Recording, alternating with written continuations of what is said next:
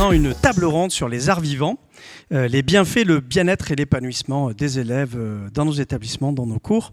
Et en fait, c'est sous le signe de la rencontre que va s'organiser cette table ronde, parce qu'en fait, les personnes réunies ici que je vais vous présenter ne se sont, je crois, jamais rencontrées jusqu'à aujourd'hui.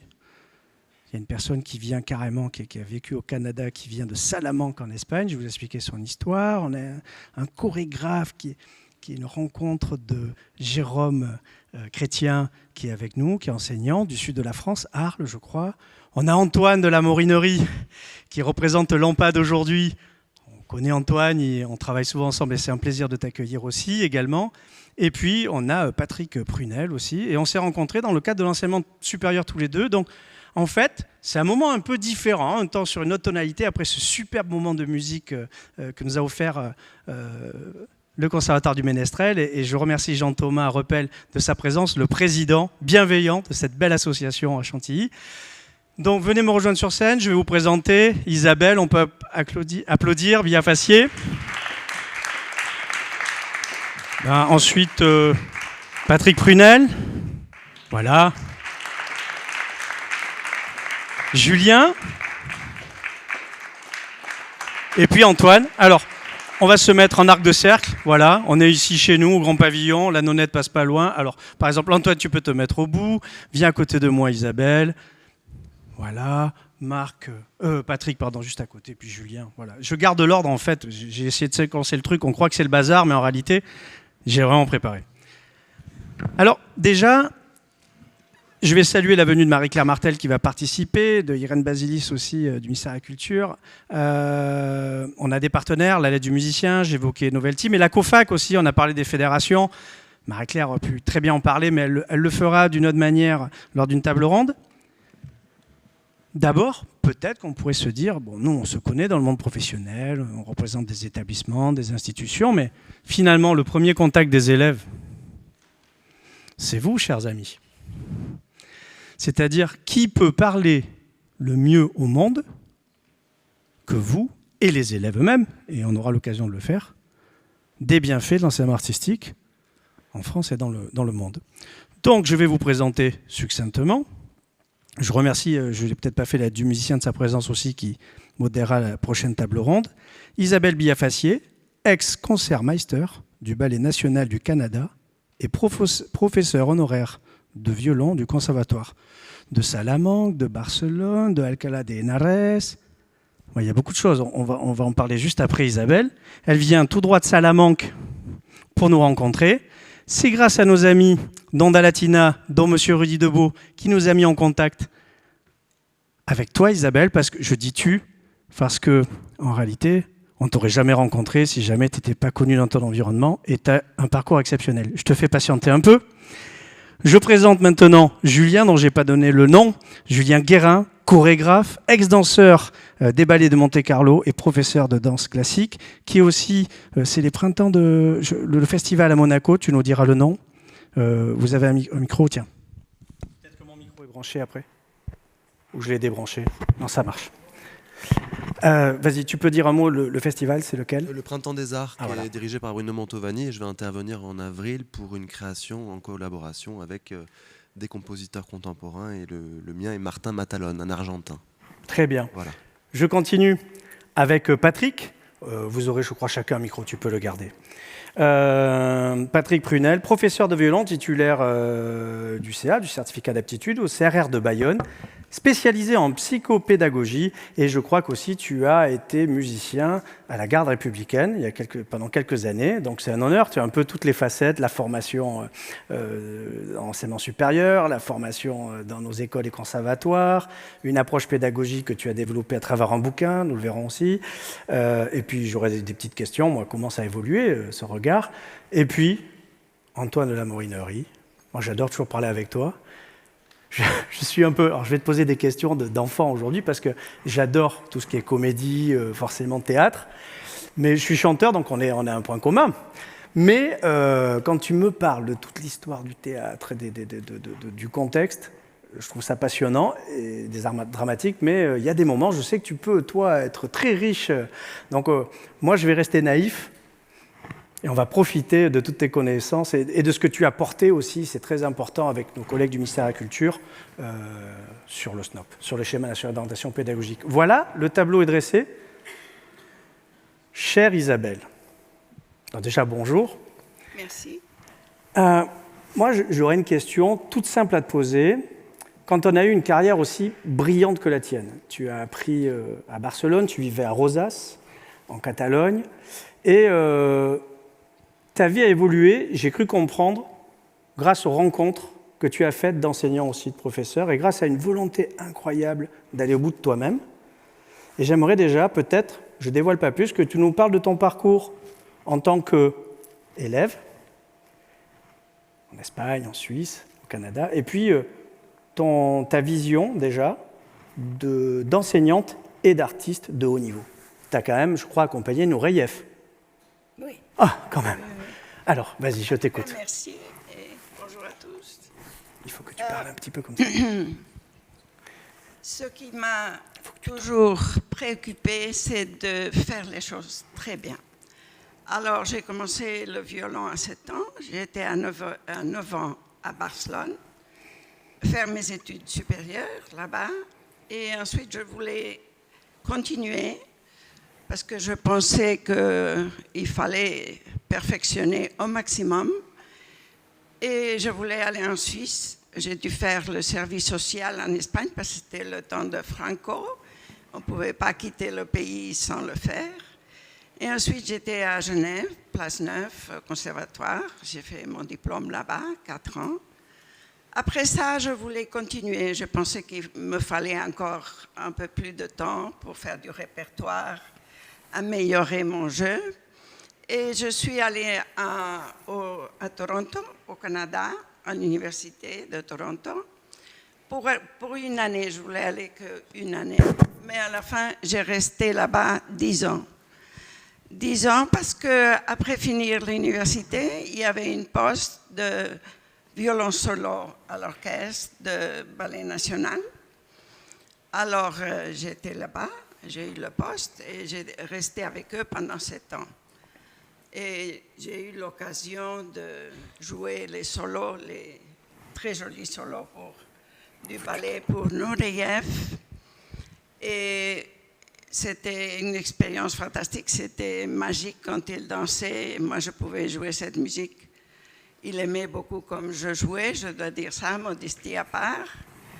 Et j'étais très heureuse. C'était un des moments de ma vie les plus dorés, je pourrais dire.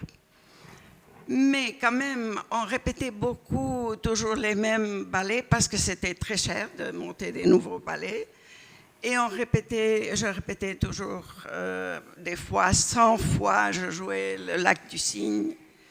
Et comme professionnelle, j'avais envie de faire d'autres choses. Alors là, je suis revenue en Europe. Et une de mes idées, c'était d'enseigner les jeunes gens en Espagne. J'allais en Espagne, parce que ma famille était en Espagne. Et d'ailleurs, je voulais aussi dire que pendant mes années au Canada, j'avais eu l'occasion de travailler avec, je ne sais pas si vous connaissez, Galamian, qui était un des meilleurs professeurs du monde à l'époque, et Dorothy Delay, Rogero Ricci, avec des grands maîtres qui m'ont enseigné ce que je ne pouvais pas apprendre en Espagne en tout cas. Alors je suis revenue en Espagne avec l'idée aussi de renouveler un peu l'état musical. Et quand je suis enseignée dans les conservatoires de Salamanca, Barcelone, etc., j'ai fait aussi les orchestres là-bas. Il faut ramener un peu le micro. Le micro. Vous n'entendez rien. Tu veux que je le tienne? Peut-être. Allez. Non. Bon, tu le tournes un Je peu. peux. Comme ça. Comme ça. En fait, pour le violon, c'était top. C'est génial. Vous avez compris quelque chose de ce que j'ai dit avant. Je ne vais pas le répéter. En tout cas, en revenant en Espagne, j'ai eu l'occasion d'enseigner et de faire des orchestres de jeunes. Alors, je pense j'ai multiples élèves qui ont fait une bonne carrière, des fois internationale, qui ont des postes dans tous les conservatoires, dans les orchestres espagnols, etc. Et je pense que je suis assez contente du travail que j'ai fait. J'ai fait beaucoup d'heures d'enseignement. J'ai des idées maintenant, après toutes les expériences que j'ai eues. Il y a quelque chose que je n'ai pas fait, c'est d'enseigner les tout petits. Et là, j'ai des idées maintenant que je pense qu'ils pourraient réussir, mais à mon âge, je ne pense pas que je vais recommencer la saga d'enseignement, alors peut-être je peux donner des conseils aux autres. C'est tout. Merci beaucoup, Isabelle. On va revenir vers toi pour cette présentation brillante. C'est une belle rencontre quand même. On a une autre belle rencontre, alors, dans l'ordre que j'ai prévu, c'est Patrick Prunel. Lorsqu'on s'est rencontré avec Patrick, on encadrait des jeunes étudiants qui vont devenir des futurs professionnels, et puis moi je développais le travail en équipe, la compréhension du milieu professionnel, comment on peut encore mieux s'insérer dans notre milieu, et puis toi, tu es dans une approche plus d'accompagnement, je dirais, qui est quelle relation on crée avec l'élève. C'est avec mes mots, tu vas le préciser. Donc, j'aimerais bien que tu présentes un petit peu ton parcours et que tu nous dises tes travaux sur la relation pédagogique et psychologique aux élèves. Bon, tu me demandes de regarder dans le rétroviseur. Ce qui me vient à l'esprit en premier, c'est le mot peut-être révolution. C'est-à-dire que ce que je suis aujourd'hui, l'enseignant que je suis, celui que j'ai été quand j'ai commencé à 18 ans, je venais d'obtenir mon DE. J'avais l'impression que c'était dans une pochette surprise, il n'y avait pas encore les pôles sup, je sortais du CNSM. Voilà, j'ai évidemment complètement changé ma carte mentale, mon ADN. J'aurais aimé vous connaître comme enseignante de violon, bien évidemment. Et j'ai reçu un héritage, je dirais, d'exigence parce que l'instrument le réclamait. Mais avec aussi ses limites. Et quand j'ai commencé à enseigner, c'était au CRR de Saint-Maur-des-Fossés, je faisais de la reproduction par mimétisme, j'y allais par tâtonnement, et très très rapidement j'étais confronté à mes limites d'enseignant. Je classifiais rapidement les élèves doués, pas doués. J'avais vécu un peu dans cet environnement aussi, et en tout cas j'avais perçu comme ça. Et je m'attachais beaucoup plus à la performance, à la production de l'élève qu'à l'élève. Je fais dans les grandes lignes. J'ai fait une très belle rencontre dans ma vie, j'ai rencontré ma femme, qui est orthophoniste. Et comme vous le savez, c'est une profession qui est là pour aider les enfants en difficulté d'apprentissage. Compréhension, logique, parole, expression écrite, orale, même placement de la voix, avec des aspects des aspects très variés. Et je dirais par capillarité, au bout de 32 ans de mariage maintenant, à force de centaines d'échanges spontanés, notamment au moment des repas familiaux, j'ai beaucoup appris d'outils didactiques utilisés en orthophonie, et je me suis amusé à les transférer dans l'apprentissage du violon. Donc ça, c'est une formation qui n'est pas du tout diplômante, mais qui est très affective, on va dire, au départ, mais très intéressée et très utile. Ensuite, j'ai eu la chance de découvrir une formation dans un institut qui est au Québec, à Montréal, pour ne pas le citer, et dont les sous-bassements sont, théoriques, sont issus de la psychoéducation. D'ailleurs, la fondatrice Janine Guindon, c'est une des femmes qui a développé la discipline de la psychoéducation au Québec, qui est enseignée à l'Université de Montréal. Et là, ça a été pour moi le début d'une révolution incroyable, où j'ai complètement fait un 360, je ne sais pas comment on peut le dire, pour vous dire même, quand j'ai un petit souvenir qui me revient, quand j'ai commencé mes cours, quand j'ai commencé à me former, c'est d'abord en France, il y avait un réseau de bénévoles, puis après j'ai passé plusieurs étés à Montréal, et puis on a fini par partir en famille, j'ai passé une grosse année là-bas pour me former, et là j'ai découvert finalement ce qu'était la relation pédagogique, ce qu'était la croissance de l'élève dans sa dimension psychique, notamment affective, cognitive. Et puis avec une approche qui était, les Québécois sont très réputés en termes de pédagogie et d'éducation. Donc ça a été pour moi un grand bouleversement, et j'ai eu la chance de pouvoir l'intérioriser, et je dirais en même temps accompagner d'un chemin, d'un travail personnel, ça allait de soi, avec les outils de ce centre de formation. Donc je passe. Je reviens en France, je passe une certification de coach. Agréée par l'État, mais assez sérieuse quand même, parce qu'il y a de tout dans ce monde-là aussi. Et puis on commence à me demander de faire des conférences sur la pédagogie à droite à gauche, dans des CRR notamment, et puis des formations. Et je mets le pied dans la formation il y a en 2009 de mémoire au CFEDEM de Lorraine. J'intègre l'équipe pédagogique avec une extension sur la HER de Strasbourg aussi. Voilà, comme coach, j'interviens parfois. Et puis j'étais invité par Alexis Galperine, qui était un de mes professeurs au CNSM de Paris et qui a travaillé avec Galamian et à la Juilliard School aussi, qui m'a invité à témoigner sur ce que c'est que l'enseignement, la pédagogie, et puis sur la gestion du stress aussi, qui est une grande thématique que j'ai travaillée dans cet institut. Et puis donc aujourd'hui, je suis formateur.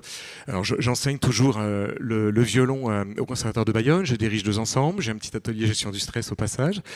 Et puis j'interviens alors soit pour des conservatoires, pour des équipes pédagogiques. Hier encore, j'étais du côté entre Bordeaux et le Lot-et-Garonne. J'ai intervenu pour une petite école de musique, une équipe que je suis depuis 3-4 ans. Et puis j'interviens aussi pour le pôle sub je suis intervenu à l'ISDAT, aussi à Toulouse, bref. Et puis maintenant, plus au pôle sub de Bordeaux, en psychopédagogie, en formation initiale ou en formation continue aussi. Voilà dans les grandes lignes. Alors mes thématiques sont autour de la gestion du stress, je l'ai cité, la motivation de l'élève, l'autonomie cognitive. Il y en a d'énormes enjeux en ce moment dans la société. Aujourd'hui, j'en parlerai peut-être plus. Voilà. Et je fais aussi j'ai beaucoup développé. Je pense que je suis un petit peu, peut-être en avant-garde par rapport à ça, mais de l'analyse de pratique. Il y a beaucoup de professions où on le fait, dans le secteur de la santé, mais même des ingénieurs font de l'analyse de pratique sur les travaux qu'ils ont faits. Puis finalement, je me suis rendu compte que dans l'enseignement artistique, il y en avait très peu. Or, je me suis rendu compte qu'il y avait beaucoup d'enseignants qui étaient finalement, alors en étant formateur, je rencontre des dizaines et dizaines d'enseignants, et je rencontre qu'il y a beaucoup d'enseignants qui apprécient ce moment où on vient déposer aussi bien des joies, des succès, des réussites, que aussi des moments qui sont difficiles, dans lesquels ils se sentent seuls, avec des problématiques d'ordre psychopédagogique, des personnes qui sont un peu prises au dépourvu sur comment gérer un groupe, comment gérer des comportements. Et c'est à cet endroit-là que j'interviens. Merci beaucoup, Patrick. On va avoir pas mal de questions, je pense, à te poser. Maintenant, Julien, merci d'être venu. Alors, j'aime tous les profils ici autour de la table.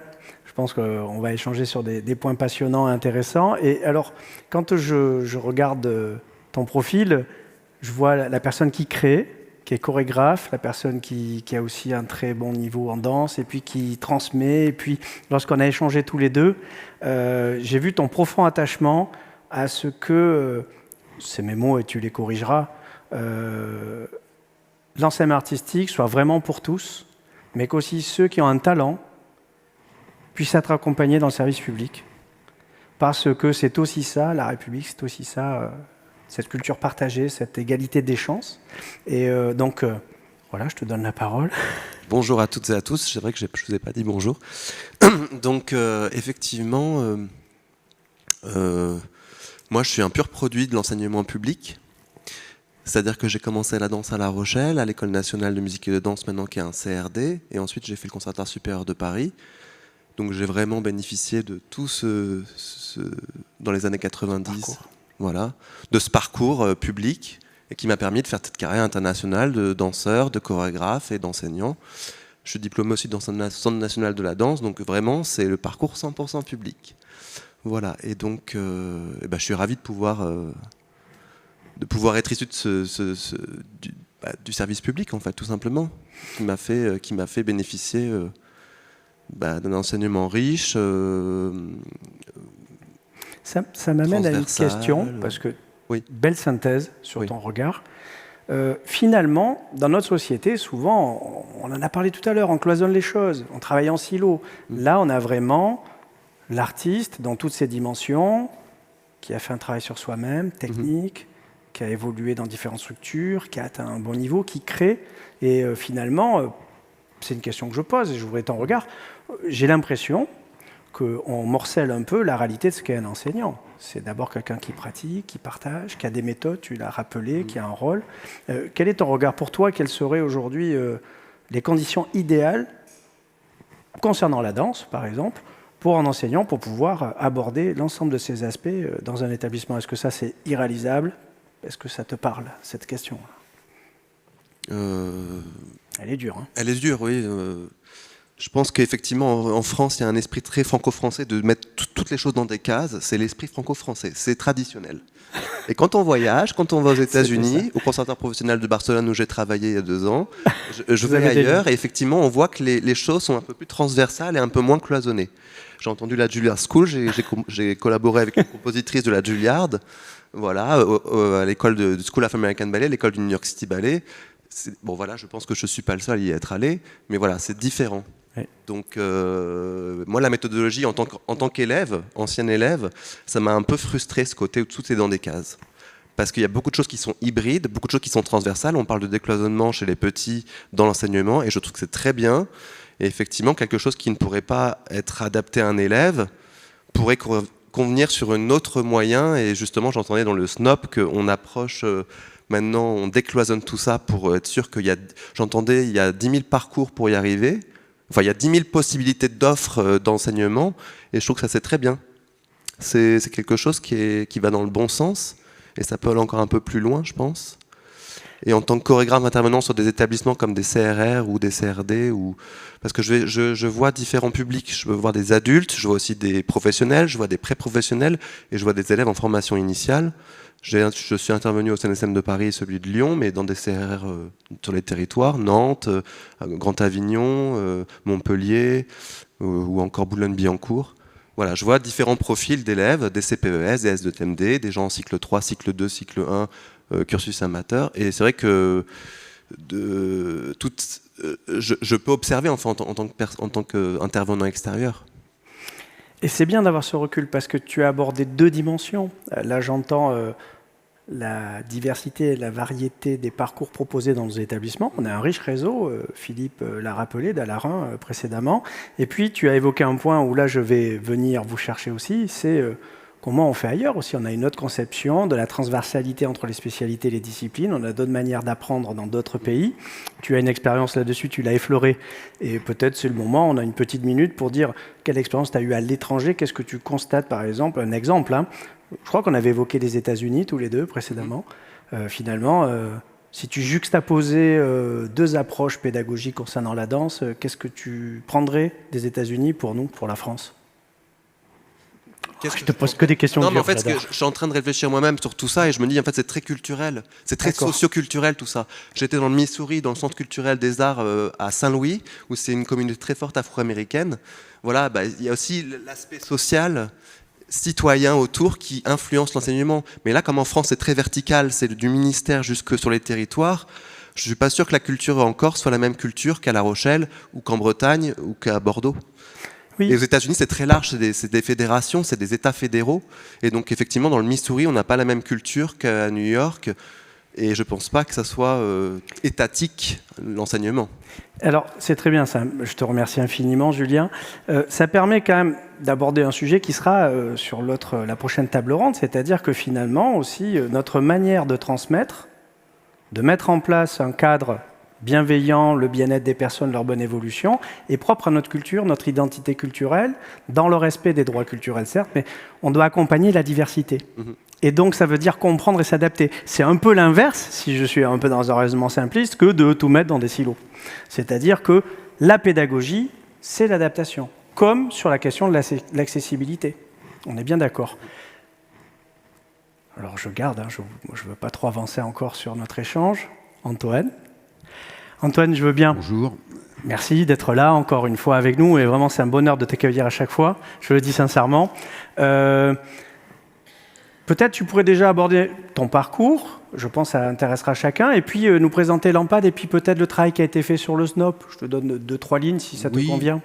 Oui, alors mon parcours, je ne sais pas si on m'avait dit quand j'étais étudiant, tu seras représentant de l'Association nationale des professeurs d'art dramatique dans 40 ans à Chantilly. J'y aurais pas cru. même si j'avais un désir de théâtre qui était déjà là, pour des raisons familiales, personnelles, etc., j'ai pu l'exercer. Ma première école... Alors, je suis aussi un produit de l'enseignement public et du lycée, déjà, et après, d'une école nationale supérieure des arts, non pas dramatique, mais décoratif. Pour autant, je ne me sens pas vraiment décorateur, mais j'y ai rencontré là un monsieur qui s'appelait Jacques Lemarquet, qui était scénographe et qui a accompagné Jean Vilar des années 52, puis toute l'histoire du TNP. Et c'est vrai que j'ai été formé par ce monsieur qui a après fait les 14 premières scénographies de Claude Régis. Je ne sais pas si ça parle à tout le monde, mais c'est quand même toute une époque de l'histoire du théâtre. Ce monsieur me parlait d'un monsieur qui s'appelle Jean Vilar. Et là, ça va rejoindre ce dans quoi je suis aujourd'hui.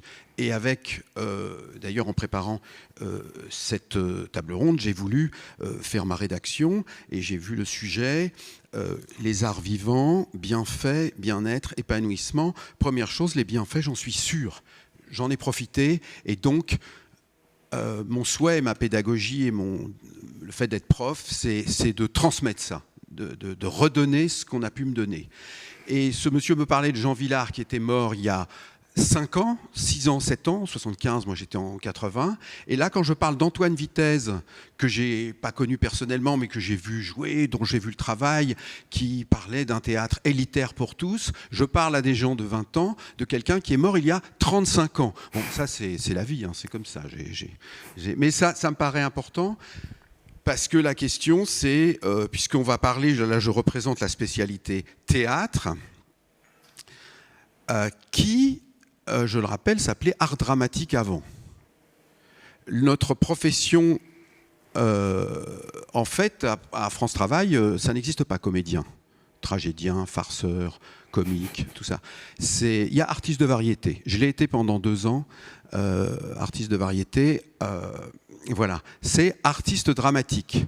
Or, avec le nouveau SNOP, qui effectivement est rassemblé dans un seul texte, qui rassemble les 3 spécialités. Le théâtre s'appelle théâtre maintenant, alors que l'art dramatique est la discipline principale, parce que le paradoxe de la spécialité théâtre, c'est que nous étions à la fois une spécialité et une discipline en même temps.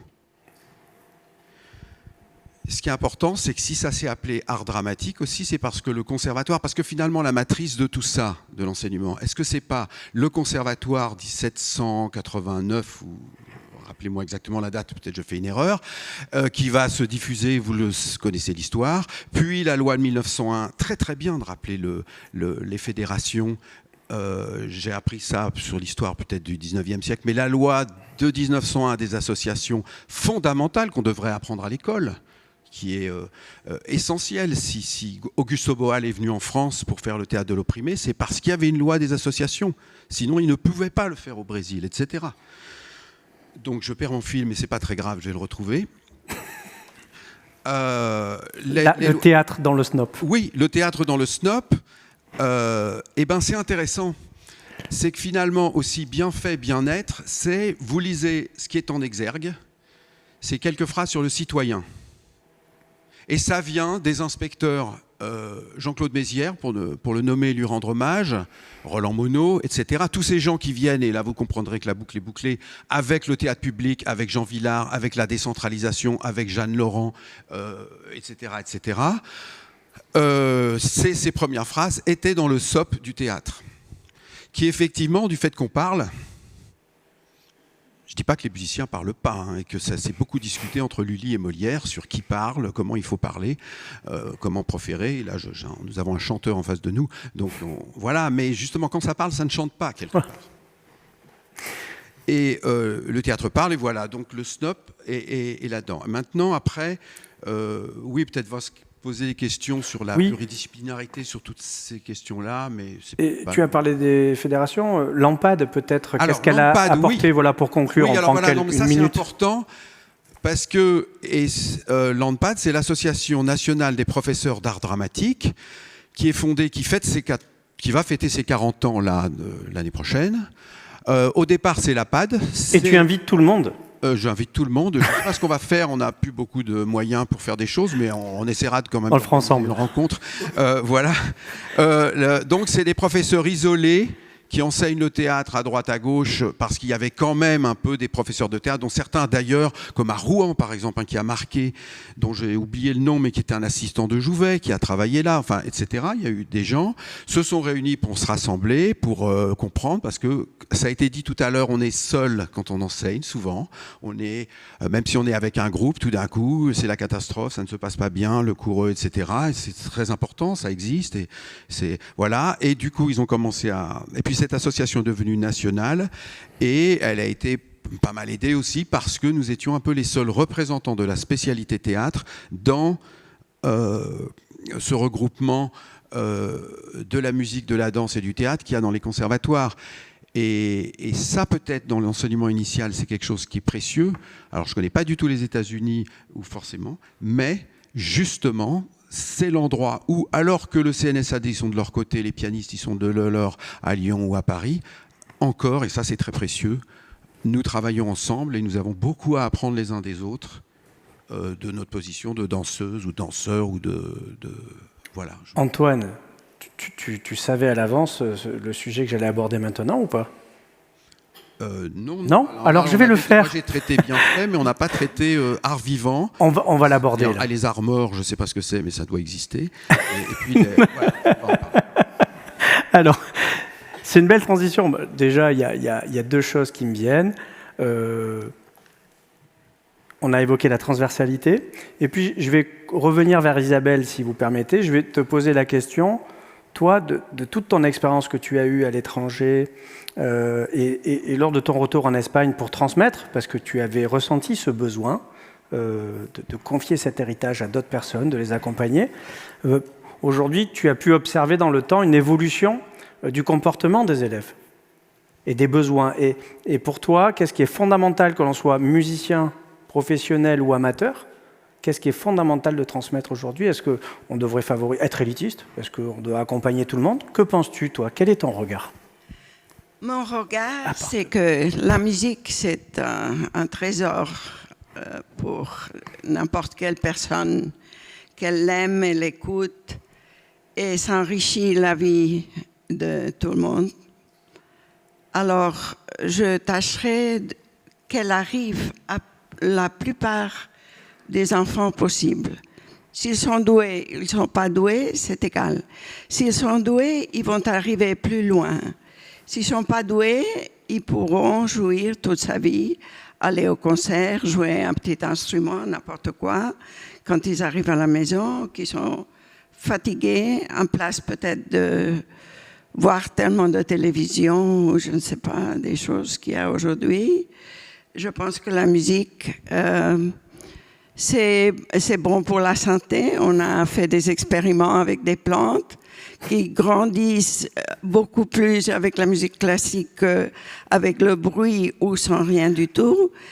On sait que ça développe le cerveau, les deux hémisphères. On sait que ça calme les nerfs. Moi, j'ai 3 chats. Quand ils sont fâchés, je joue quelque chose, piano-violon, et ils viennent à côté de moi et ils se mettent à ronronner et ils aiment aussi. Alors, si les chats, ils aiment, pourquoi pas les personnes?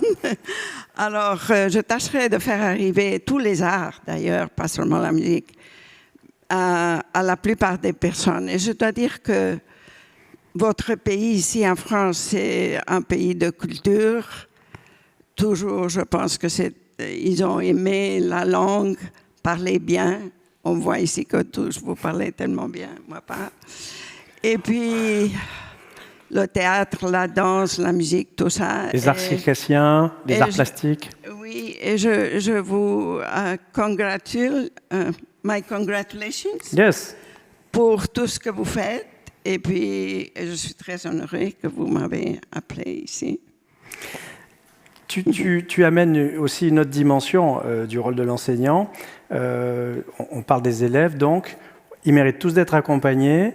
Et on pourrait dire aujourd'hui que dans leur comportement par rapport à l'usage du numérique ou des différentes pédagogies qu'on peut expérimenter dans les pays, il y a la question de la motivation et de quelle approche on peut adapter. Alors, tu pourras réagir si tu veux bien. Je vais peut-être passer la parole à Patrick. Aujourd'hui, qu'est-ce qu'on peut faire pour motiver les personnes, tous les publics, qu'ils soient futurs professionnels, c'est quand même moins de 2% de la formation des établissements, c'est dire l'importance d'accompagner tout le monde et de manière adaptée, que ce soit amateur et professionnel. Tu l'as magnifiquement souligné. Patrick, entre le bouquin que tu as écrit il y a quelques temps, 10-15 ans, sur comment motiver l'élève, c'était ça, non? C'était les approches, tu peux nous en parler? Et quelle est la différence aujourd'hui? Parce que ça fait écho. Alors, Dur, hein, le bouquin, c'est un grand mot. Hein, c'est un petit ouvrage que j'ai publié d'ailleurs grâce à l'aide du musicien, qui est une compilation d'articles que j'avais écrits. Un jour, j'ai envoyé un article et puis on a reçu 5 minutes après, le rédacteur en chef m'a appelé en me disant je voudrais le publier. Est-ce que vous êtes d'accord? Je dis oui, si je voulais envoyer, c'est aussi parce que j'avais envie de partager mes idées. Puis de fil en aiguille, voilà, on a fait une compilation. D'ailleurs, c'était le départ d'une collection, si ma mémoire est bonne, hein, si je ne vais pas me tromper. En tout cas. Dans ce petit ouvrage, dans ces articles, j'avais l'idée de partager une expérience et de donner quelques repères aussi éducatifs, théoriques.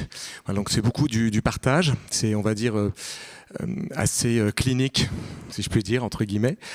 Voilà, aujourd'hui, alors je renie pas tout ce que j'ai écrit, loin de là, parce que je l'ai écrit en partie avant d'être parti au Canada et peut-être une partie après. J'arrive plus à le situer dans le temps précisément. Bon, mais c'est sûr que j'ai gagné de l'expertise, de la pratique, et en tant que formateur, j'ai aussi beaucoup appris au contact des enseignants, parce que c'est très enrichissant aussi d'être avec ses pairs et d'échanger. Peut-être le volet que j'ai le plus développé depuis ce livre, c'est il y a 2 axes. Il y a la dimension affective dans l'apprentissage, qui est profondément corrélée à la dimension cognitive. Et l'intrication de ces deux particularités, enfin je peux dire ces 2 dimensions de l'homme avec un grand H, est très très importante. Et puis dans la dimension cognitive, j'ai faisais face à des élèves qui, et c'est quelque chose dont j'entends le plus souvent parler maintenant, aujourd'hui, de façon très courante, des élèves qui vous regardent en cours, qui ont envie d'apprendre. Vous leur parlez, ils vous disent oui, mais le regard, on sent qu'il est comme un petit peu dans le vide parfois. Et en fait, ils n'arrivent pas à se concentrer, ils n'arrivent pas à comprendre, ils n'arrivent pas à mémoriser, et ils n'arrivent pas à planifier. Donc on a des prérequis à l'apprentissage qui ne sont plus là. Et je sais que la Corporation des orthophonistes, malheureusement, fait le même constat. Donc ça remet en cause beaucoup de choses au niveau de notre pays, mais voilà, ça traduit aussi un mode de vie, tout ça. Mais donc j'ai développé des formations. Alors on n'est pas tout puissant, bien sûr. Voilà, et ce qui est important, c'est de permettre de faire à chaque élève le pas le plus adapté. C'est ça aussi qui me semble important. Mais il y a quand même des manières pour l'élève d'apprendre à utiliser son cerveau, qui s'appuie sur des découvertes soit cliniques, soit plus scientifiques. Je pense aux neurosciences aussi. Et je pense qu'il faut allier, en tout cas moi dans ce que j'apporte en tant que formateur, c'est une approche assez intégrative finalement, où je m'appuie sur des soubassements théoriques issus de différents courants. Et ça c'est très important aussi pour moi, de ne pas m'enfermer dans une seule approche. Je sais pas si ça... C'est intéressant, mais je pense qu'Isabelle va réagir à ton... Moi, je ne sais pas. Je pense que pour les enfants, il faut arriver à eux avec l'esthétique, quelque chose qu'ils aiment. Ils aiment des chansons, des rythmes, pas tellement la compréhension. Je pense que dans les écoles, il faudrait enlever les théories jusqu'à plus tard. Le cerveau est plus mûr. Ils n'ont pas le temps non plus, les enfants. Alors, quand ils ont la puberté, 16, 17, 18 ans, on peut commencer avec les théories. Mais quand ils sont tout petits, tout d'abord, c'est plus facile l'instrument parce qu'ils sont beaucoup plus flexibles.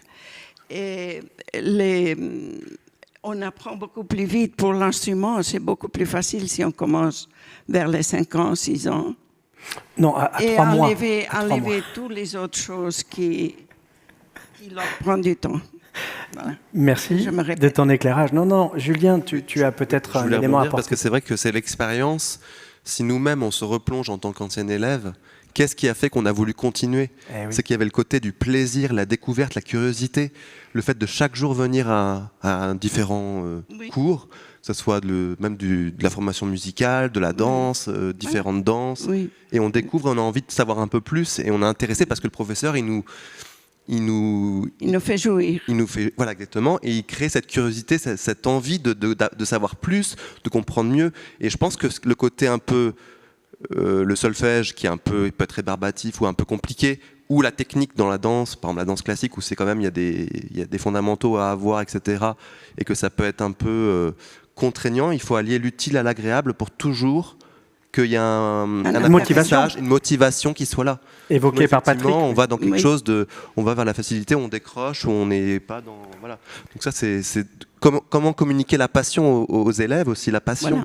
Voilà. Antoine, peut-être, peut-être merci, tu voulais réagir, et après Isabelle. Ce qui les émoustille, enfin ce qui leur donne envie, c'est le jeu. Et en Oui. fait, c'est fondamental. Et pour revenir juste Le micro. ce que vous disiez, c'est qu'effectivement l'apprentissage d'abord se fait par imitation. Après tout, on apprend à lire, on apprend d'abord à parler sans faire des cours de théorie de linguistique. Lire 3 mois, je crois, c'est ça. Comment ? Pour lire, c'est 3 mois. C'est plus rapide, on arrive d'accord. sachant lire. Mais non, mais ce que je veux dire, c'est, enfin, je sais pas, je ne suis pas du tout spécialiste de ça, et c'est pour ça que le théâtre vient plus tard. Parce que comment dirais-je, c'est à partir de 15-16 ans, c'est-à-dire effectivement la puberté, parce que interpréter des personnages des autres, le vrai théâtre de la cour de récréation, il existe déjà. Ariane Nouchkine, la meilleure école, c'est le terrain vague. Le problème, c'est qu'il n'y en a plus beaucoup, où les enfants peuvent être, comme notre génération peut-être a eu le plaisir d'être là, même s'ennuyer, par exemple. Voilà, avec des cubes, des machins, etc. Et puis, pourquoi pas un instrument, et on entend, et on a envie d'eux, etc. Ça se construit. Et du coup, avant...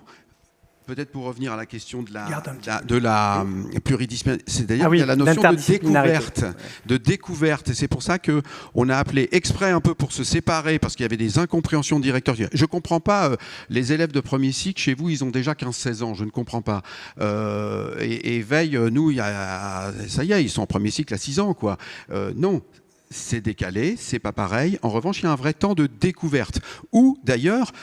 il peut être de la découverte de gestes, de danse. Enfin, on va très bien dans des tas de conservatoires. Il y a des éveils pour les 4-5 ans où ils s'associent le geste et la parole et l'outil qui peut être l'instrument. Ce que la musique baroque, les baroques faisaient très bien, etc. Enfin voilà, je voulais ajouter ça.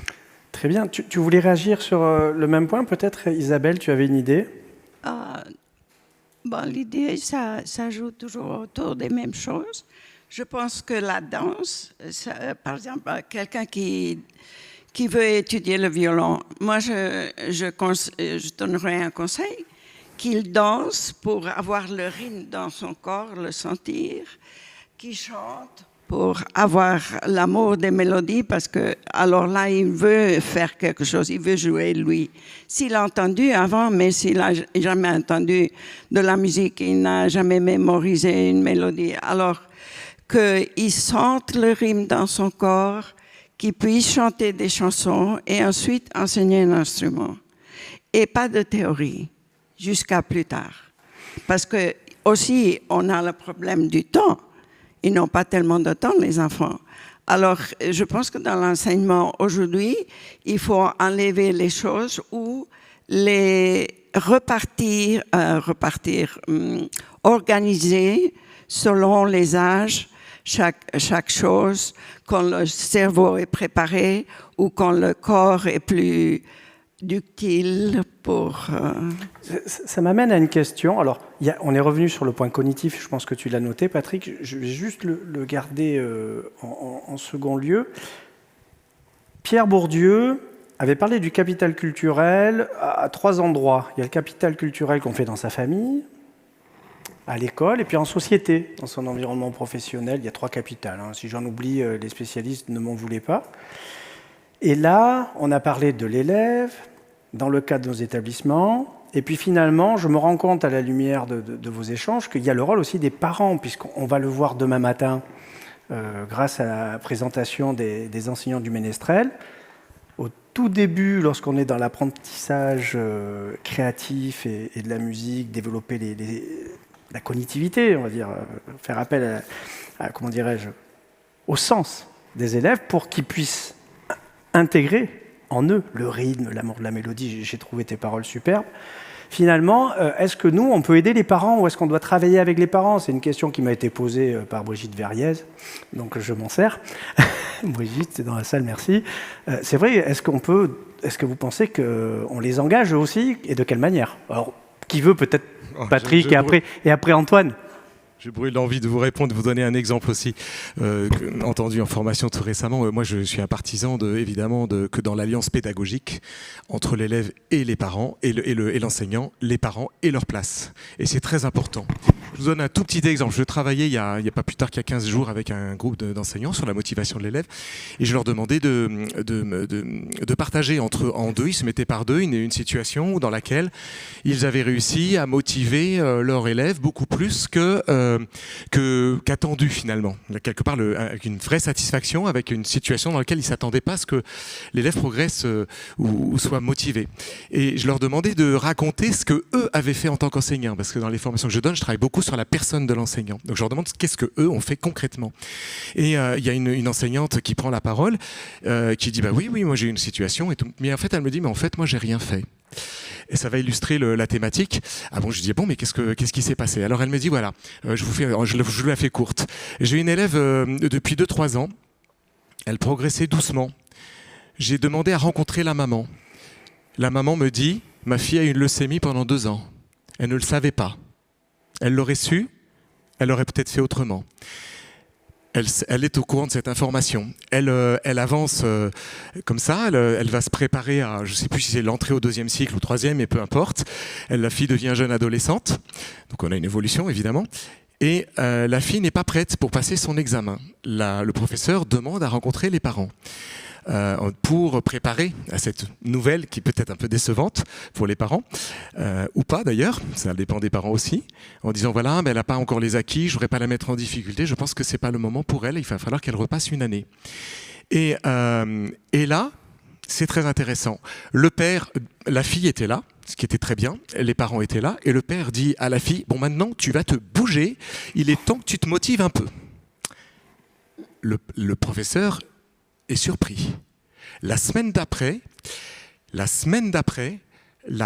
l'élève revient le jour et la nuit et 1 mois plus tard avait son concours brillamment. La leçon de l'histoire, pourquoi je vous raconte ça? Le lien aux parents, évidemment important, mais nous, ce qu'on travaillait d'ailleurs aussi en formation, c'est la place de l'enseignant. Et elle dit, mais c'est pas moi, c'est le père. Et là, je lui dis, mais qui a pris l'initiative d'appeler les parents? Ah, et j'ai même été un peu plus loin. Je lui ai dit, mesures-tu ce que tu as permis au papa de prendre sa place de père? Et ça, on l'oublie trop souvent. Voir les parents, c'est aussi permettre aux parents de jouer leur rôle de parents. Il ne faut pas les voir comme des ennemis, il faut les voir comme des alliés. Voilà, je voulais juste exprimer ça. Antoine, après cet exemple touchant, moi je trouve émouvant, que peux-tu apporter de plus dans notre... C'était pour revenir à ce que tu avais dit sur les élèves aujourd'hui, dans quel monde ils sont, par exemple sur le numérique, sur les téléphones portables, etc., sur leur cercle d'attention. Tu parlais de la durée, parce que moi j'enseigne à la fois pour des élèves, des grands qui sont en cycle spécialisé, mais aussi depuis 2 ans j'ai repris des petits qui ont 11 ans. Et c'est intéressant, alors je leur demande impérativement de couper le téléphone portable, de le mettre dans la poche, enfin bref, de ne pas l'utiliser, que c'est un espace préservé où on n'a pas ça. D'ailleurs, en vous disant ça, je réalise qu'effectivement, ceux qu'il faut que j'éduque, c'est pas eux, puisqu'ils imitent leurs parents, qui eux, de toute façon, sont tout le temps devant leur téléphone portable, donc, etc., voir le grand-père, etc. Voilà. Et d'ailleurs, une petite m'a dit, ah oui, parce que comme ça, on sera vraiment connectés. Elle a tout compris. Voilà, enfin. Et après, là, le théâtre reste néanmoins sans électricité, avec peu de moyens, des corps, du geste, de la parole, pas forcément d'outils au sens le roi Gourand et les hommes préhistoriques, etc., d'avoir des outils, donc un instrument. On peut faire des tas de choses et raconter des histoires. Et voilà, le conte est entièrement musical, aurait dit Novalis, et c'est notre point de départ, quoi. Alors, avant de passer, vous pouvez préparer vos questions à un échange avec le public. Je vais venir vers toi, Julien. Bon, je ne vais pas te demander comment on peut danser avec 2 portables à la main, si on peut faire des selfies. On peut peut-être l'introduire dans une création. Non, il y a un point qu'on a évoqué tous les deux et qui m'a posé question. Là, on parle aussi de bonnes pratiques, de comment aborder un petit peu notre pédagogie ensemble, au sein de l'établissement, avec les politiques publiques, avec les parents, avec chaque acteur autour de la personne qu'on accompagne. Et on a parlé en introduction du service public. Et aujourd'hui, dans un monde contraint, qu'a très bien rappelé Didier Bram, on se retrouve à devoir remplir nos missions avec des situations parfois complexes et qui font qu'aujourd'hui, nous, on le constate sur le terrain en France et en Europe, on a de gros problèmes pour recruter des personnes qui ont eu la chance de passer sous votre responsabilité de nos établissements, dans nos institutions pour progresser, et qu'en même temps, en se concentrant, et je pèse mes mots parce que je ne veux pas être indélicat, en se concentrant sur tout le monde, ce qui est nécessaire, parfois on perd un accompagnement, tu vois où je veux en venir, adapté, et il peut y avoir des dérives. C'est-à-dire que le futur professionnel, comment on l'accompagne ? Tu vois, c'est-à-dire qu'on accompagne tout le monde, mais comment mettre dans les meilleures dispositions ? Vos parcours sont brillants, enfin moi je le pense comme ça, c'est mon avis, mais si on n'a pas toutes les conditions réunies, on parle de bien-être, comment fait-on ?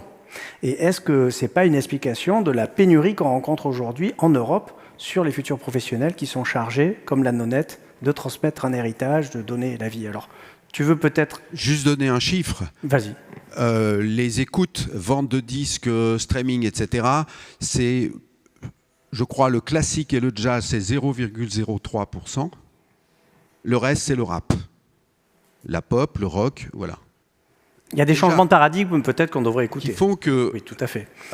Il n'y a plus d'instruments dans les maisons. Il y en a encore beaucoup, mais pas tant que ça. Voilà. Ça me donne envie de rebondir quand même. Allez, on est parti. Et puis après, on passe aux échanges avec le public, si vous voulez bien. C'est intéressant d'entendre ça, mais en fait, je me dis que justement, c'est aux politiques culturelles et de l'enseignement de faire en sorte qu'on n'écoute pas que 98% de rap.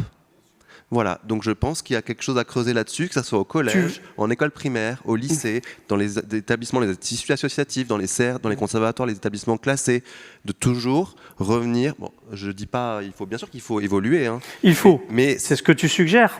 Mais voilà, qu'on n'arrive pas à quelque chose de... J'aime beaucoup le rap. Moi, que... Oui, si je le dis avec mes mots, ça veut dire qu'aujourd'hui, ce que tu suggères, c'est que oui, il y a la place pour toutes les esthétiques, mais on a la responsabilité de les proposer et de faire qu'on respecte toute la diversité des écoutes et des pratiques. C'est un enjeu fondamental, mais ça veut dire que c'est l'affaire de tous. Hein. Moi, j'entends ça, tant des institutions publiques, des collectivités, que de nous enseignants. Et c'est vrai que là, moi, ça me fait plaisir d'entendre ça, c'est un enjeu sociétal sur notre domaine. Moi, j'ai une question. Oui, pour qui ? Pour tous. Ma question, c'est, il n'y a pas un ingrédient économique et peut-être aussi radio, télévision, si tous les moyens, ils ne font plus rien pour la musique classique ou le théâtre. C'est seulement le pop, la musique populaire. Je ne sais pas, moi-même, je ne suis pas allé écouter un concert symphonique depuis longtemps pour différentes raisons, voilà, alors que j'étais amateur. Et si j'y vais, je sais que ça va être très poivre et sel. Donc voilà. Après, Radio France fait un concert de rap avec l'Orchestre Philharmonique. Est-ce que, dans le programme, l'Orchestre Philharmonique a le droit de jouer un morceau de leur choix pour faire entendre ? Les places ont été vendues en 10 minutes, il paraît.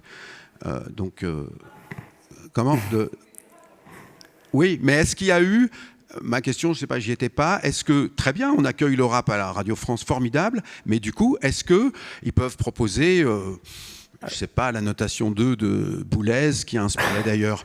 Non, c'est intéressant, elle aurait inspiré Mission Impossible, justement. Il y a ce qu'a dit. À cet instant de notre échange, déjà, je vous remercie pour vos témoignages qui sont à la fois nourris de votre regard, de votre expérience, de votre expertise. Si vous avez des questions dans l'organisation, oui, donc on va peut-être, on se prêtera les micros.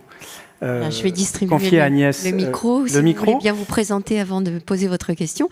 Mais je profite d'avoir le micro, je le kidnappe. Et je pose la première question pour Isabelle. Bon, Pierre, tu attendras. Pour Isabelle, je me suis toujours dit que les danseurs devaient absolument s'adapter au rythme de l'orchestre. Mais peut-être, je me dis en vous écoutant que mon jugement est erroné. Peut-être pas tellement, parce qu'il y a des répétitions où le chef d'orchestre est là pour voir quel tempo. Et puis les danseurs, ils ne dansent pas tous les jours, ils se sentent différemment. Et des fois, ils dansent plus lentement. Alors c'est la musique qui s'adapte à eux plutôt que eux à nous. Une fois, nous avons établi un tempo. Alors là, on sait, tout le monde est d'accord avec ce tempo. Eux avec nous et nous avec eux. Mais pour commencer, il faut voir qu'est-ce que ça leur va mieux. Parce que le pas de deux, chaque danseur, par exemple, il a dansé un rythme différent. Moi, j'ai dû m'adapter. Par exemple, il y a le solo de Lac du Cygne.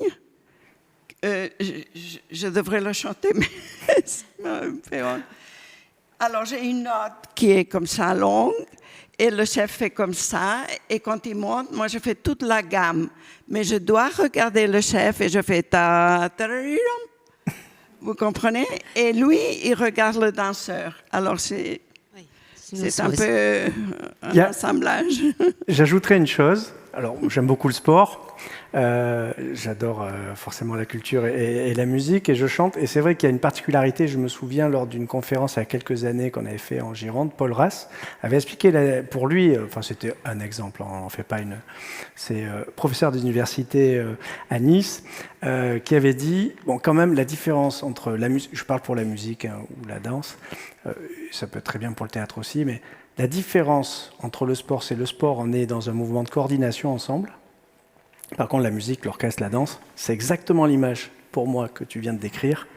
C'est la synchronisation des êtres ensemble. Et on s'adapte avec nos différences, notre pulsation cardiaque, notre physique, notre culture, et on arrive à faire quelque chose de beau ensemble. Alors, je ne vais pas digresser jusqu'à la société, mais quand même, je l'ai pensé. Surtout quand on a Nouriev sur scène. Oui. Alors. Pierre Opé. Alors, je présente pendant ce temps-là, directeur du Conservatoire de Colmar. Bonjour. À propos de synchronisation et de s'adapter, on a parlé du bienfait, du bien-être et de l'épanouissement des usagers, des élèves, des étudiants. Mais pour transmettre cela, il faut peut-être aussi penser au bienfait, au bien-être et à l'épanouissement de ceux qui transmettent. Et aujourd'hui, on est avec cette histoire de cumul, du service public, de la question du temps, de la question des possibilités. Où est la place de l'artiste enseignant dans ce grand mainstream de l'enseignement artistique ou de l'éducation artistique et culturelle? Parce qu'aujourd'hui, dans cette qualité du dialogue, on est souvent contraint à se dire « je pense qu'il est mieux que chacun reste à sa place ». Peu importe que ce soit un orchestre subventionné ou un théâtre subventionné ou un ballet subventionné ou une structure privée, finalement, pour moi, c'est un peu la même dynamique, à savoir, je suis à la base un artiste, j'ai évolué dans ce parcours-là si j'en ai eu et le temps et les compétences, etc., pour ensuite... Peut-être si, parce que c'est aussi une vocation, transmettre, c'est pas donné à tout le monde.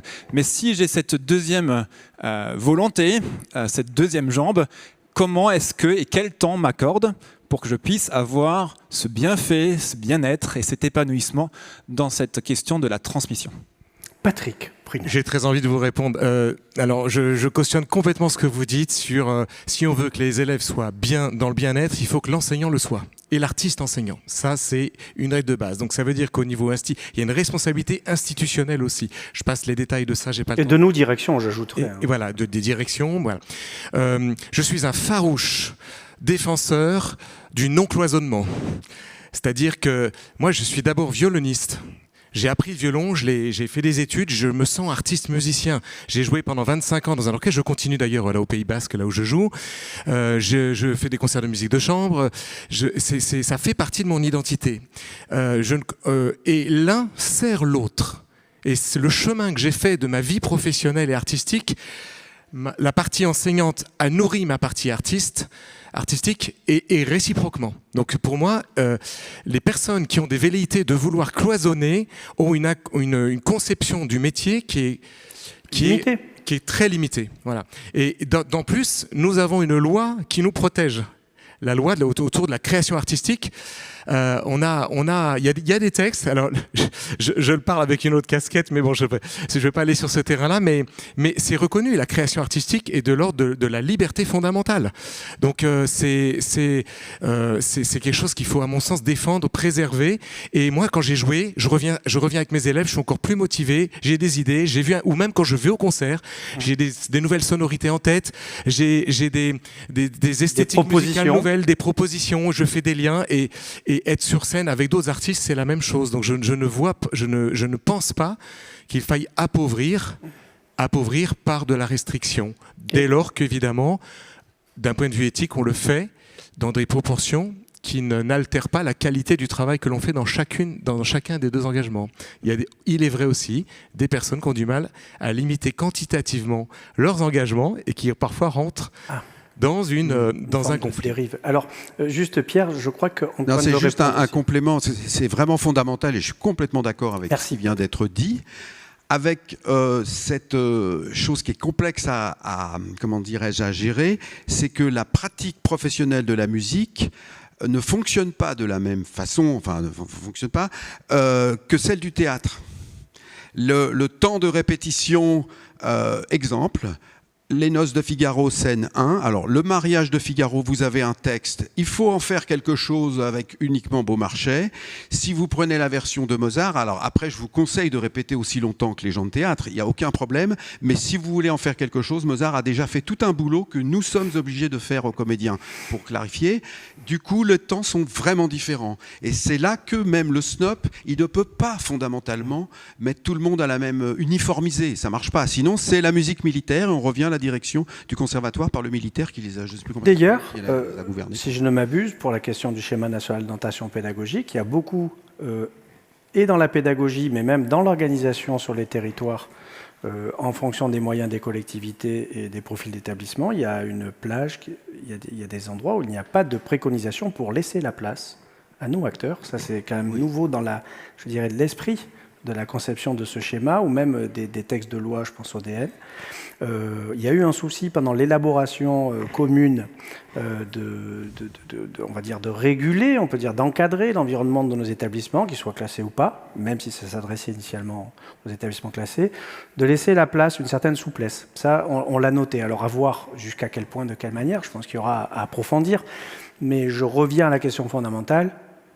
Oui, sur le thème de cette table ronde, on peut dire qu'il y a le bien-être et les bienfaits apportés pour les jeunes, mais aussi pour nous, par rapport à notre expérience, de pouvoir le faire dans les meilleures conditions possibles, parce que c'est aussi que là tient la qualité de la transmission.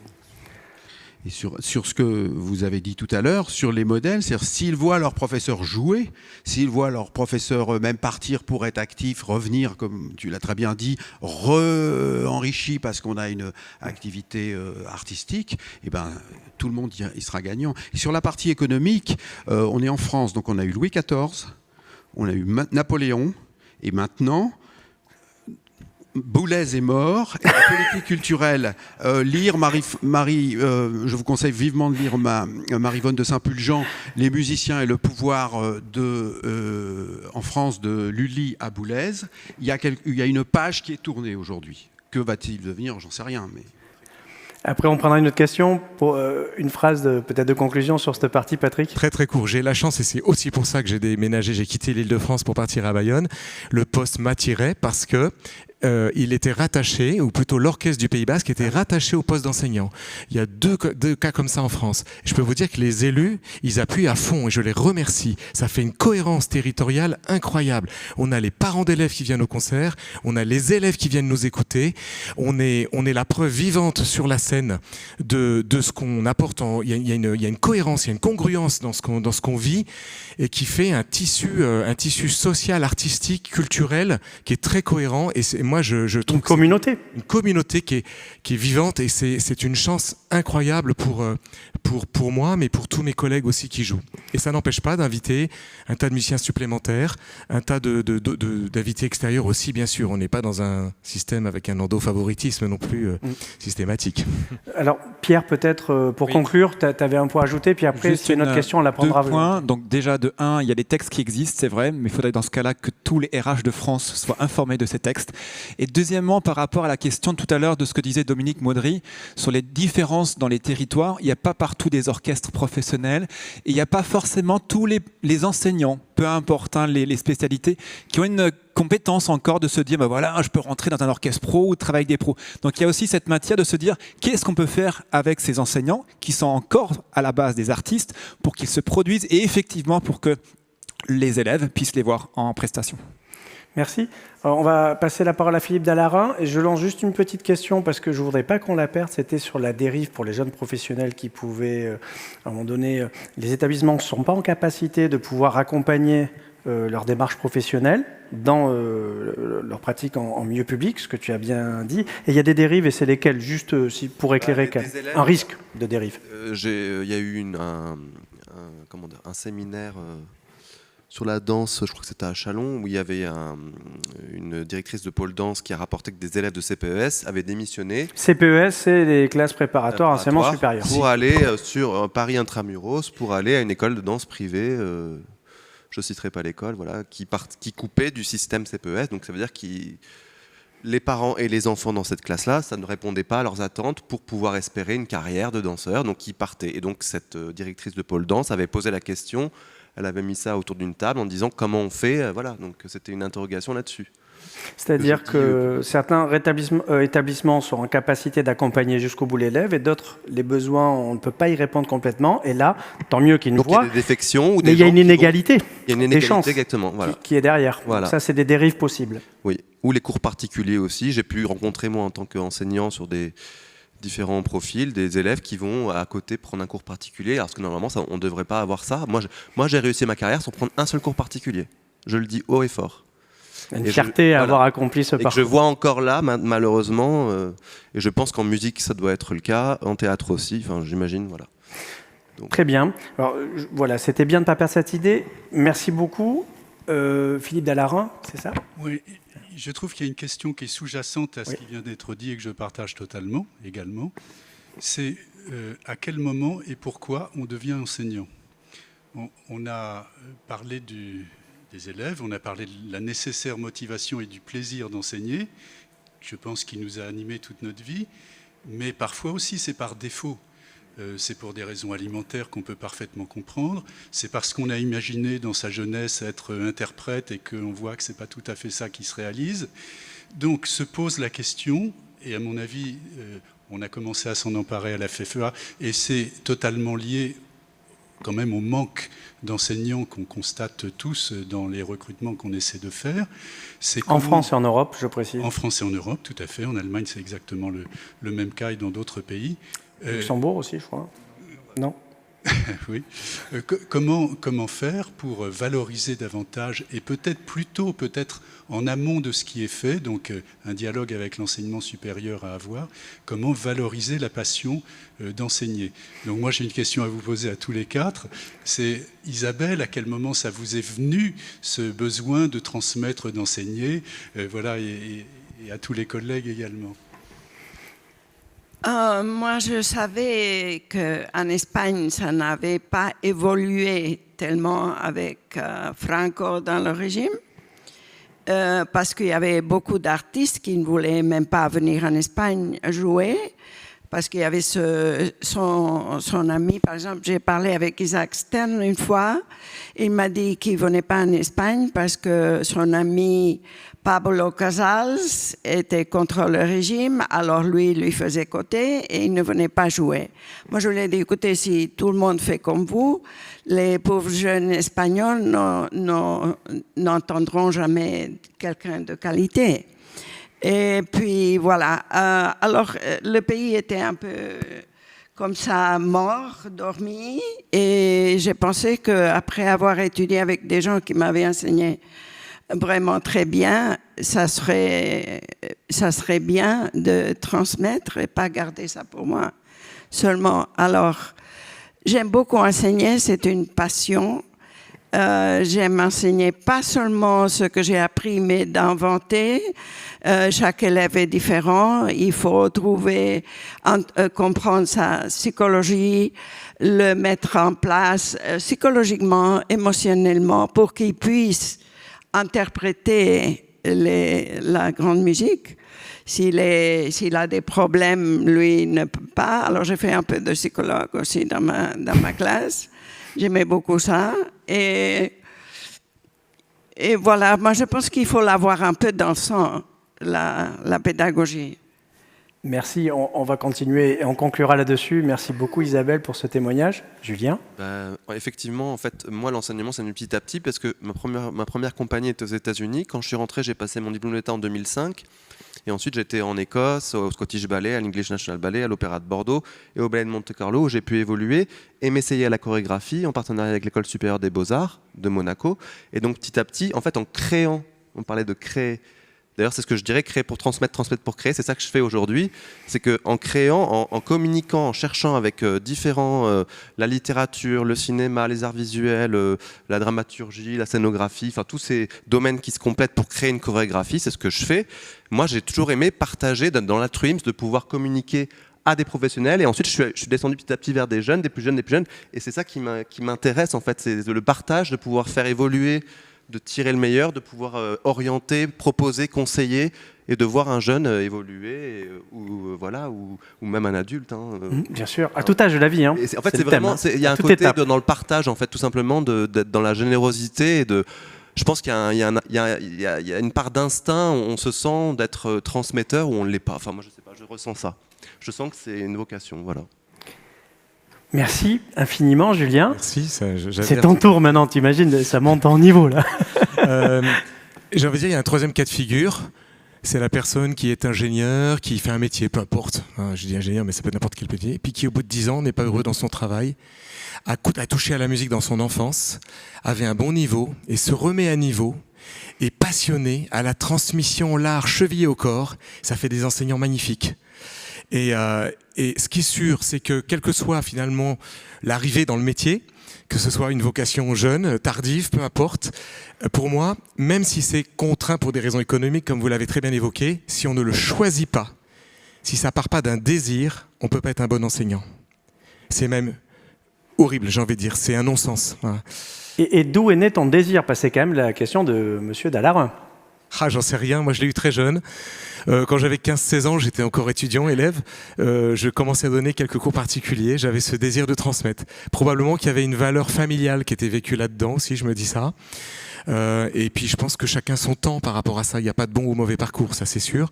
Par contre, j'ai envie de dire, j'ai envie d'associer à quelque chose parce que c'est aussi mon angle de travail en tant que formateur. C'est quand on est enseignant, il faut se connaître. Voilà, parce que si on veut accéder à l'altérité, à l'autre qui est en face de soi, et chaque élève est un autre que soi, il faut se connaître, reconnaître, être capable de reconnaître qu'est-ce que je vis face à l'élève. L'élève qui a oublié sa partition 3 semaines de suite, est-ce que je m'énerve et je lui tape dessus ? Je fais des caricatures, bien sûr. Est-ce que aujourd'hui je travaille pas dans des bonnes conditions de travail, je suis dans un local où il n'y a pas d'insonorisation, tout ça c'est du réel. Qu'est-ce que je fais? Est-ce que je le fais payer à l'élève? Comment je gère ma fatigue par rapport à ça? Voilà, c'est plein de choses. C'est ça que j'essaie de mettre en mots. Subtil, fine et adapté. Mais voilà, c'est tout le temps, et c'est ce qui fait que c'est passionnant, c'est que chaque rencontre avec l'élève qui va devenir professionnel, j'en ai formé une 20aine, comme l'élève qui a un handicap, comme l'élève qui a un contexte familial défavorable, comme l'élève qui... Voilà, chaque profil d'élève, chaque fois c'est une rencontre, et c'est une aventure extraordinaire. Et c'est source d'émerveillement. Et moi, ça m'enrichit tous les jours. Et y compris quand je rencontre les enseignants. Et j'en rencontre plein qui sont passionnés, qui donnent toute leur vie. Il y a énormément de générosité. Elle n'est pas toujours reconnue par des gens qui ne connaissent pas ce type de métier. Mais on dépasse largement le champ, les 35 heures. Voilà. Alors, là, on arrive à un moment clé de cette rencontre. Et attention, prépare-toi, Antoine, je l'amène doucement. Pour ma part, mon rôle de rencontre, je suis comblé et superbe. Et en fait, il nous reste à te donner la parole et je te laisse la conclusion. Ah oui, la conclusion en présentant pourquoi toi, quelle est ta vocation. Et je ne dirai plus rien et je vous remercie de nos échanges. C'est une responsabilité énorme. Ah oui, oui. Oui, en plus, Brecht n'aimait pas beaucoup les gens qui avaient vraiment envie d'avoir le dernier mot, mais là, qu'est-ce que vous voulez, on me la donne. Non, en écoutant, je suis tout à fait d'accord. Moi, j'ai peut-être enseigné sans le savoir, en faisant des ateliers, des choses comme ça. Évidemment aussi pour gagner sa vie, évidemment par rapport à de la recherche. Alors c'est peut-être ça le mot, c'est-à-dire que quelque part, plus qu'un... Alors je crois avoir fait part de mon désir de transmettre, ne serait-ce que tout ce qu'on m'a donné, les rencontres dont j'ai parlé au début, etc. Après, j'ai commencé à faire des ateliers. Puis, il y a eu... dans mon parcours, le DE en 2006, donc il y a une espèce d'histoire de ça, puis le CA, le hasard d'une rencontre avec quelqu'un qui s'appelle Pascal Papini, qui a été un immense pédagogue, qui lui justement m'a transmis ça, et qui fait que j'ai compris qu'en fait, vraiment enseigner, construire un parcours d'apprentissage d'un point A à un point B qui va jusqu'à l'excellence, etc., c'était pas du tout si simple et que je l'ai appris en le faisant. Voilà, je l'ai appris en le faisant. Point. Magnifique. Je vous remercie pour cette belle rencontre.